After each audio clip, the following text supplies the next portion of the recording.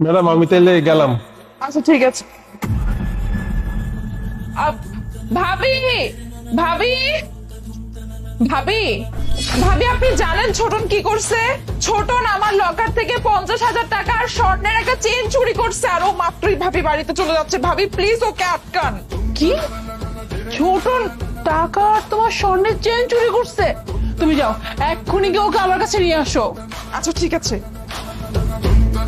Kilo আমার কেন জানি মনে হইলো ম্যাডাম আমার ব্যাগের ভিতরে কিছু একটা ঢুকাই দিছে। এতগুলি টাকা!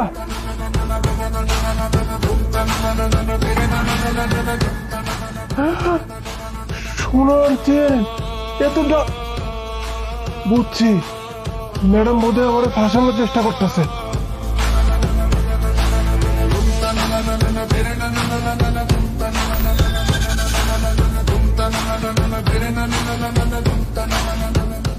ম্যাডাম আমি গেলাম। এই, কোথায় যাচ্ছিস তুই? হ্যাঁ চল, আয় ম্যাডাম, আয় আয় আয় ম্যাডাম, বলছি। ম্যাডাম কি করতেছেন? ভাবি, এই যে নিয়ে আসছি। কি ব্যাপার ছোটন? নদী এটা কি বললো? তুমি নাকি নদীর সোনার চেইন আর টাকা নিয়ে চুরি করে ভাগতেছিলে? হ্যাঁ, এত বড় সাহস তোমাকে কে দিল? কেন চুরি করলো তুমি? কি কোন ম্যাডাম এগুলি? আমি কেন ওনার চেন টাকা এগুলো চুরি করবো কোন? ম্যাডাম আমি তো মেলা দিন যাবত আপনাকে বাড়িতে কাম করি, কোনোদিন দেখছেন কোনো কিছু চুরি করছি? আমি চুরি করি নাই ম্যাডাম, হয়তো মিথ্যা কথা কইতেছে। আয় ছোট লোকের বাচ্চা, তুই মিথ্যা কথা কেন বলতেছিস? হ্যাঁ, আমি জানি আমার টাকা আর স্বর্ণের চেন তুই চুরি করেছিস। ভালোই ভালো বলছি, তোকে বের করে দে। ছোটন, নদী সবে মাত্র এই বাড়িতে আসলো, হ্যাঁ, আর নদী মিথ্যা কথা বলবে এটা আমার মনেই হয় না। নদী এই বাড়ির ছোট বউ, আমার দেবরের বউ, আর ও কেন নিজের নামে মিথ্যা কথা বলবে? হ্যাঁ, ও কি নিজে সোনার চেয়ে নিজে চুরি করবে? নিজের টাকা নিজে চুরি করবে? হ্যাঁ, শোনো ছোটন, আমি বারবার বলতেছি, তুমি যদি টাকা চুরি করে থাকো তাহলে সত্যিটা বলে দাও। ম্যাডাম আল্লাহর কি রাখা এটা কইতেছি ম্যাডাম, আমি ম্যাডামের টাকা পয়সা সোনা গয়না কিছু চুরি করি নাই। আমি যদি চুরি করতাম তাহলে তো কখনো ওই জিনিসগুলো নিয়ে পালাই যেতাম। আমি তো পালাই যাই নাই কোথাও, আমি তো বাড়ি যাইতেছিলাম, হঠাৎ করে ম্যাডাম এসে আমার পথ আটকাইলো আর তারপর এখানে ধরে নিয়ে এলো। ও ম্যাডাম বিশ্বাস করেন ম্যাডাম, আমি কিচ্ছু জানি না এই ব্যাপারে। আই, তুই চুরি করিসনি মানে? তুই চুরি করিসনি তাহলে কে করেছে? হ্যাঁ, বাড়িতে আছি আমরা কয়জন? হ্যাঁ, ভাবি, ভাবি কি আমার জিনিসপত্র ধরে কখনো? ভাইয়া তো বাসায় নাই, আর আমি, আমি কেন নিজের জিনিসপত্র লুকিয়ে রাখবো? তার মানে তুই নিছিস? ভালোই ভালো বলতেছি, কিন্তু চুপচাপ বের করে দে, নয়তো কিন্তু বলে দিচ্ছি আমি পুলিশকে ডাকবো। ছোটন, দেখো আমি তোমাকে একটা কথা বলি, হ্যাঁ, তুমি আমাদের এই বাড়িতে অনেক দিন যাবত ধরে কাজ করতেছো, তাই না? এখন তোমার যদি প্রয়োজন হয়ে থাকে বা তুমি যদি কোনো একটা ভুল করে থাকো, সেটা স্বীকার করে ফেলো। তুমি যদি নদীর সোনার চেন আর টাকাটা নিয়ে থাকো, তুমি তুমি বলে দাও, সমস্যা নাই, আমি তোমাকে তেমন বেশি শাস্তি দিব না। বরং তুমি যদি এটা আমাকে না বলো, পরবর্তীতে যদি আমি সত্যটা জানতে পারি, তাহলে কিন্তু তোমার জন্য খারাপ হয়ে যাবে। তাই বলছি, যদি তুমি এমন কিছু করে থাকো সত্যিটা বলে দাও। ম্যাডাম আপনি আমার এই চিনলেন? আজ 5টা বছর হয়ে যাইতেছে আমি আপনাকে বাড়িতে কাম করতেছি, কোনোদিন কোনো কিছু আপনারা না জিজ্ঞেস করে আমি হাতে নিচে আপনি কইতে পারবেন? আর আপনি আমার এখন শুধু চোর বানায় দিলেন। ম্যাডাম আমি কইতাছি তো আমি আপামনির কোনো জিনিস ধরি নাই, কেন আমার শুধু শুধু আপনারা চোর ভাবতেছেন? আমি কি নিজের জিনিসপত্র লুকিয়ে রাখবো? হ্যাঁ, নিজের জিনিসপত্র কিভাবে লুকিয়ে রেখে অন্যের নামে দোষ দেয়? ভাবি, আপনি কিন্তু ওকে ভালো করে বলেন আমার জিনিসপত্রগুলো ফেরত দিতে। আপনি জানেন ভাবি, ওই স্বর্ণের চেনটা যদি আমি না পাই ভাবি, তাহলে যে কি হবে? প্লিজ ভাবি, আপনি ওকে বলেন আমার জিনিসপত্র যেন ফেরত দেয়।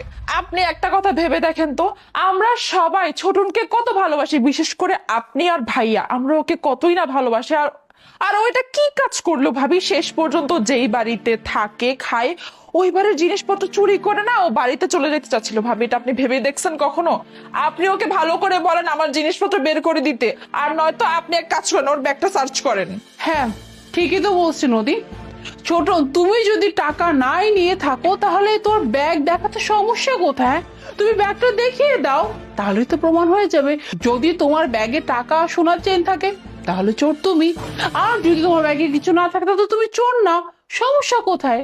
ম্যাডাম আমার ব্যাগের ভিতরে কিছু নাই তো, আমি তো কইছি আপনার করে আমি চুরি করি নাই। বারবার কেন আপনার একই কথা কইতেছেন? আমি এখন আপনার ঘরে কি দেখে আমি প্রমাণ দিব কোন যে আমি চুরি করি নাই?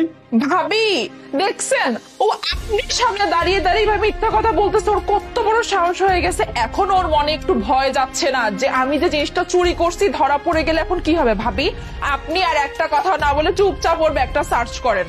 আচ্ছা ম্যাডাম, আপনি যখন এত করে কইতেছেন আমি আমার ব্যাগ আপনার করে দেখাইতে পারি, তাই শুধু আমার ব্যাগ চেক করলে হইব না ম্যাডাম, ওনার ব্যাগটাও চেক করতে হইব।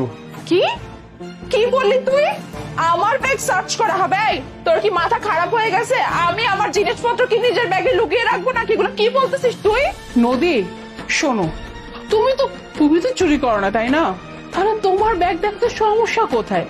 যেহেতু টাকাটা আর সোনার চেইন ও চুরি করছে, ও ব্যাগ দেখাবে, আর তুমি তোমার ব্যাগ দেখার প্রবলেম নাই তো, তাহলে এত ভয় পাচ্ছ কেন? জি ভাবি, ঠিক আছে। এলন,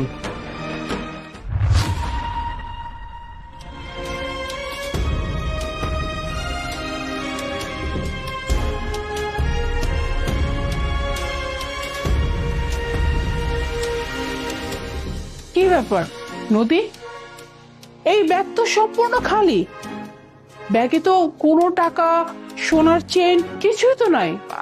ভাবি আমি তো এটাই বুঝতে পারতেছি না, কিন্তু ভাবি আমি খুব ভালো করে জানি আমার স্বর্ণের চেন আর টাকা ওর ব্যাগে ছিল। ম্যাডাম আমি তো আপনারে কইতাছিলাম এতক্ষণ ধরে যে আমি কিছু চুরি করি নাই, আমার কোনো কথাই তো আপনারা শুনলেন না, এখন তো প্রমাণ পাইলেন। কথা ছিল কি ওনার ব্যাগও চেক করতে হইব, এখন তাহলে ওনার ব্যাগটি চেক করেন। আচ্ছা ঠিক আছে, এক কাজ করো, তোমার ব্যাগটা দাও। দাও।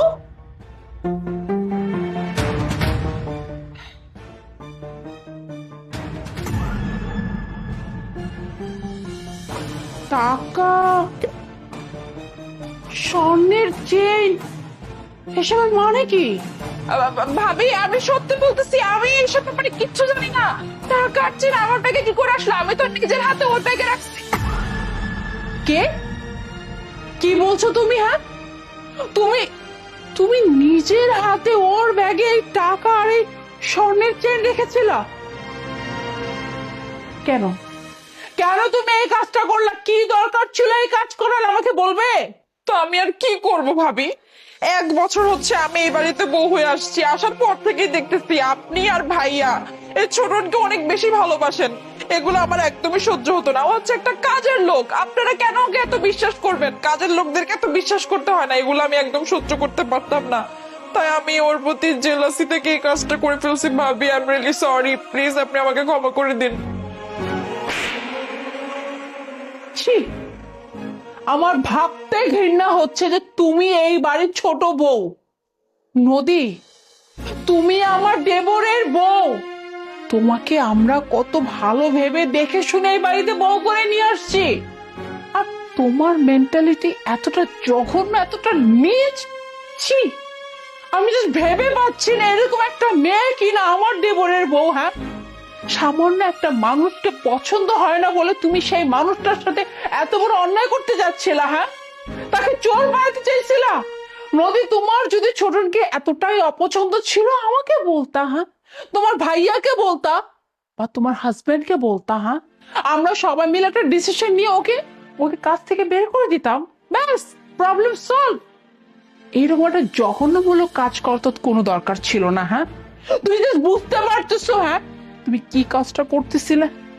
যে মানুষটা এই বাড়িতে গত 5 বছর যাবত ধরে কাজ করে যাচ্ছে, ও আমাদের সব দরকার প্রয়োজন যা কিছু থাকে সব কিছু ও দেখে, কোনোদিন একটা জিনিস এখান থেকে সেখান থেকে করে নাই। আর তুমি সেই মানুষটাকে আজকে এত বড় চোরের অপবাদ দিলা? হ্যাঁ, যে তোমার টাকা, তোমার স্বর্ণের চেন চুরি করছে।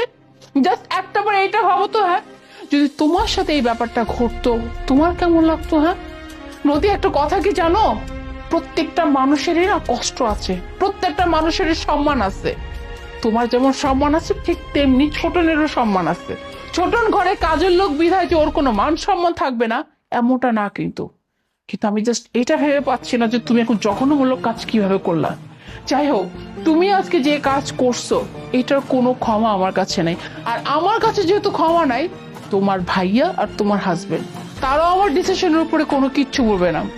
তাই আমি এই মুহূর্তে তোমাকে বাড়ি থেকে বের করে দিতেছি। তুমি কোনো মতে এই বাড়িতে থাকার যোগ্য না। এক্ষুনি বের হয়ে যাও বাড়ি থেকে। ভাবি আপনি সব কি বলতেছেন? আমি বাড়ি থেকে বের হয়ে যাবো মানে? ভাবি প্লিজ আপনি এরকম করবেন না। এরকম একটা ছোট ঘটনা নিয়ে ভাবি আপনি আমার সাথে এরকম কি করে করতে পারেন? ম্যাডাম, ওই ছোট মুখে একটা কথা কই, ওনারে বাড়িতে বাইর করে দেওয়ার কোনো দরকার নাই। আমি তো চাকর মানুষ, বিভিন্ন বাড়িতে কাম করে বেড়াই। এই বাড়ি থেকে আপনারা আমার বাইর করে দিলে আমি অন্য বাড়িতে নিয়ে কাম নিব, কিন্তু আপনারা তো একই পরিবারের লোকজন, তাই না? আমার মতো একজন সামান্য চাকরের লাইগা আপনারা শুধু শুধু নিজেদের মাঝে সম্পর্ক কেন খারাপ করতেছেন? উনি হয়তো ভুল করে কামটা কইরা ফেলাইছে, মানুষ মাত্রই তো ভুল করবো। কই কি ম্যাডাম, ওনারা মাফ করে দেন, বাড়িতে ওনারা বাইর করে দেওয়ার কোনো দরকার নাই। না ছোটন, ওকে যদি আজকে আমি ক্ষমা করে দেই তাহলে দেখা যাবে আবারও সেম কাজটা করবে। কেন জানো?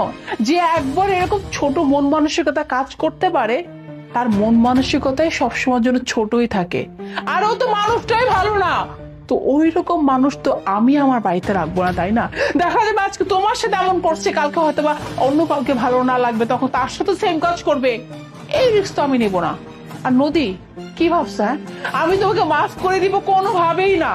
তোমার ভাইয়াকে কল করে আমি এক্ষুনি সবকিছু বলে দেবো, তোমার হাজবেন্ডকে কল করে সবকিছু বলে দেবো। আর তুমি এখন আমার রুম থেকে বেরিয়ে গিয়ে তোমার রুমে গিয়ে তোমার জিনিসপত্র নিয়ে বাপের বাড়ি চলে যাও।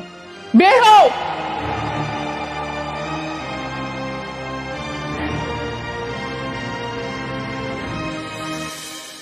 ছোটন, আই এম সরি রে। আসলে আমি নদীর কথায় বিশ্বাস করে ফেলছিলাম। আসলে বুঝতেই পারিনি যে ও এরকম জঘন্যমূলক একটা কাজ করবে। ও এই বাড়ির বউ হয়ে এইরকম একটা কাজ করছে, আসলে আমি মানতে পারছি না। যাই হোক, তুমি ক্ষমা করে দিও পারলে। আর তুমি গ্রামে যাচ্ছিলে না, তুমি গ্রামে চলে যাও, আর ঠিকঠাক মতো ওখানে তোমার বাড়িতে কাজকর্ম সেরে আবার চলে এসো। আচ্ছা ম্যাডাম।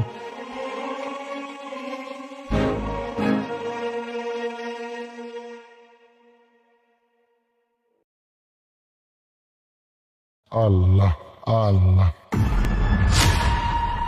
এই হুজুরের বাচ্চা, চোখ কি অন্ধ আপনার? দেখে চলতে পারেন না? আপনার জন্য রাস্তার নোংরা পানি আমার ওয়াইফের মুখে গিয়ে পড়লো।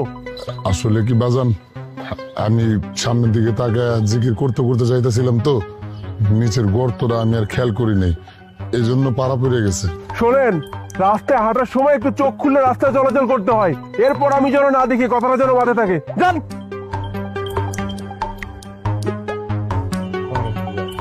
চলো সামনে গিয়ে মুখ ধুয়ে নিয়ে যাবে। আল্লাহ, তোমার রহমতে দোকানটা খুলছি, তোমার একজন মহব্বতের বান্দারে পাঠাও যারা কিছু খাবারটা খাওয়ায়, অন্তত আমার দোকানটা আজকে উদ্বোধন করি। একটু ব্যবস্থা করে দাও আল্লাহ। হুজুর, একটু শোনেন, আপনার লগে একটু কথা আছে।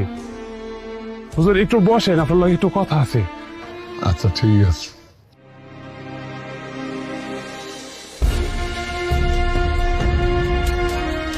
আল্লাহ আল্লাহ আল্লাহ, কি মনে করে ও যে আমার বহাইলো। হুজুর আসসালামু আলাইকুম। ওয়ালাইকুম আসসালাম। আল্লাহর রাস্তে আজকে আমি নতুন ব্যবসাটা শুরু করছি, তো তা আমি চাইছিলাম একজন ভালো মানুষকে কিছু খাওয়াইয়া ব্যবসাটা উদ্বোধন করি। কিছু মনে না নিয়ে যদি হাদিয়তে একটু গ্রহণ করতেন হুজুর। বাজান, আমার কাছে তো কোনো টাকা পয়সা নেই। টাকা লাগতো না হুজুর, আপনি একটু খাই আমার জন্য একটু দোয়া করেন, তাইলেই আমার হব। ও, তুমি আল্লাহর রাস্তায় আমার খাওয়াইতে চাইতেছো? আল্লাহর রাস্তে আমি আপনাদের খাওয়াইতেছি কিছু। আলহামদুলিল্লাহ। আল্লাহ, তোমার লীলা বুঝা বড় দায়। কত রকম মানুষ বানায় তুমি দুনিয়াতে ছাড়ছো। কিছুক্ষণ আগে একটু পানি গায়ে যাওয়ার লেগা আমার থাপ্পড় দিস, আর এই যে তোমার আরেক বান্দা আমার ডাইকাই না খাওয়াইতেস। সবই তোমার খেলা আল্লাহ, সবই তোমার খেলা।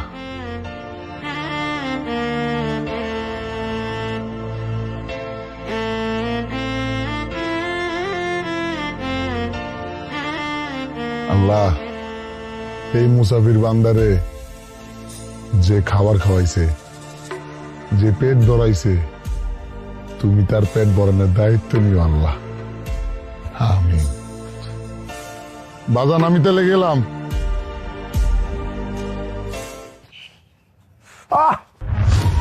কি ব্যাপার, কি হয়েছে? নিঃশ্বাস নিতে কষ্ট হচ্ছে, ব্যথা হচ্ছে খুব। মানে কি বলতেছো তুমি? এই সাজিদ, সাজিদ কি হয়েছে তোমার? এই সাজিদ, সাজিদ, সাজিদ কি হয়েছে তোমার? সাজিদ, সাজিদ, সাজিদ, সাজিদ, সাজিদ কি হইলো তোমার? তুমি তো মাত্র সুস্থ ছিলে, কি হয়েছে তোমার? এই কথা বলতেছো না কিসের জন্য? আল্লাহ, আল্লাহ আমার এত বড় ক্ষতি কিভাবে হলো? আল্লাহ আর কি হলো? উঠো তুমি, উঠো সাজিদ।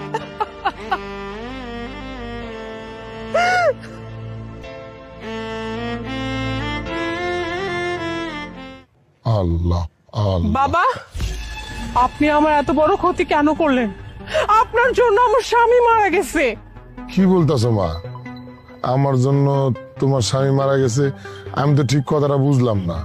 আপনি এখনো বুঝতেছেন না? হ্যাঁ? আপনার কি মনে পড়ে কয়েকদিন আগে আপনাকে একটা ছেলে থাপ্পড় মারছিল?